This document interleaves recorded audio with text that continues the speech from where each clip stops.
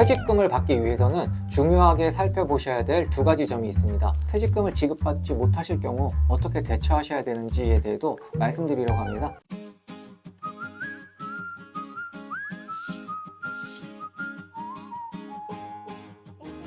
안녕하세요. 무엇이든 물어봐 류일 변호사입니다. 오늘은 아르바이트와 관련된 퇴직금에 대해 말씀드리려고 합니다. 많이들 헷갈려 하시고 어려워하는 부분이 있기 때문에 오늘 영상 끝까지 시청해 주시면 도움 많이 되실 겁니다.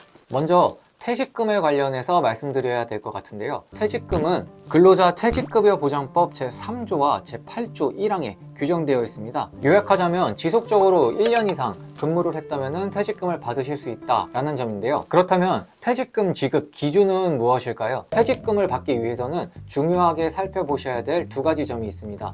첫 번째로 자신의 근로시간이 일주일에 15시간 이상인지, 그리고 두 번째는 1년 이상 계속하여 해당 사업장에 근로를 했었는지입니다. 두 번째의 경우 근로 날짜가 명확하게 명시되어 있다면 크게 문제되지 않을 상황입니다. 그런데 첫 번째 요건인 일주일에 15시간 이상 근로를 해야 된다라는 부분은 아르바이트가 근무 시간이 일정하지 않은 경우가 많기 때문에 실제로 문제가 많이 발생되는 부분이기는 합니다. 구체적으로 말씀드리면 우선 근로계약서에 근로시간이 정해져 있어야 합니다. 하지만 실제 근무하는 시간이 꼭 근로계약서에 따라서 진행되지 않는 경우가 종종 발생하는데요. 원칙적으로는 근로계약서상에 일주일에 15시간 이상의 근로시간이 명시되어 있다면 퇴직금 적용 대상이 된다라고 생각을 하시면 되고요. 그렇다면 본인은 일주일에 15시간 이상 근로를 했는데 근로계약서상에 10시간으로만 기재되어 있는 경우에는 퇴직금을 못 받나요? 라는 의문이 생기실 텐데요. 답변을 드리자면 근로계약서상에 10시간으로 기재되어 있다고 하더라도 실제로 근로한 시간이 일주일에 15시간 이상이다 라고 하시면은 퇴직금을 당연히 지급받으실 수 있습니다. 근로계약서는 참고일 뿐이고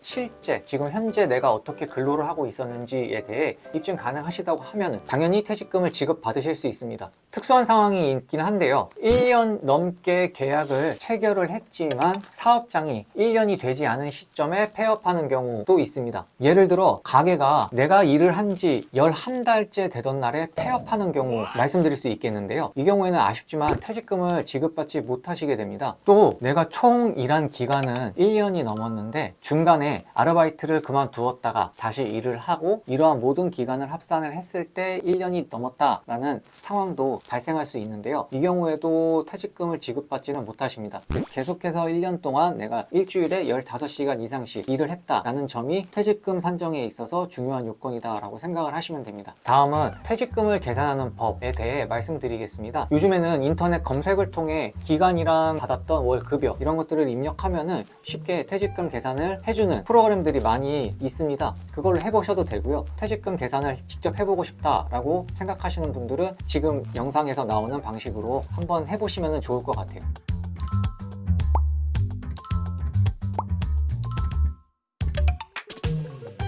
퇴직금 계산이 완벽하게 되고 사업주가 퇴직금을 잘 지급해주면 문제가 되지 않습니다. 그런데 이러한 것들이 잘 이행되지 않기 때문에 실제는 문제가 많이 발생하는데요. 퇴직금을 지급받지 못하실 경우 어떻게 대처하셔야 되는지에 대해도 말씀드리려고 합니다. 근로자 퇴직급여 보장법 제9조 1항에는 사용자는 근로자가 퇴직한 경우 그 지급 사유가 발생한 날부터 14일 이내 퇴직금을 지급하여야 한다. 다만 특별한 사정이 있는 경우 당사자 간의 합의에 따라 그 지급기일을 연장할 수 있다라고 규정을 하고 있습니다. 벌칙 규정에 규정을 위반할 경우 사용자는 3년 이하의 징역이나 3천만 원 이하의 벌금에 처할 수 있다라는 규정이 명시되어 있고요. 즉 형사 책임을 진다라고 생각을 하시면 됩니다. 그럼에도 퇴직금을 지급받지 못하신 분들은 고용노동부 홈페이지에 임금체불 진정서를 작성하는 란이 있으니까 절차를 통해 퇴직금을 지급받으시면 되고요. 만약에 사업체가 그래도 지급하지 못할 사정이 있다라고 할 경우에는 근로복지공단에 먼저 퇴직금을 신청하신 다음 근로복지공단에서 해당 사업주에게 대신 이 퇴직금을 집행하는 방법으로 보상권을 청구를 하고 있으니까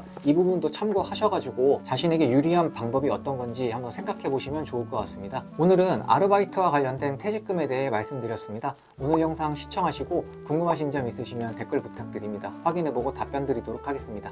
감사합니다.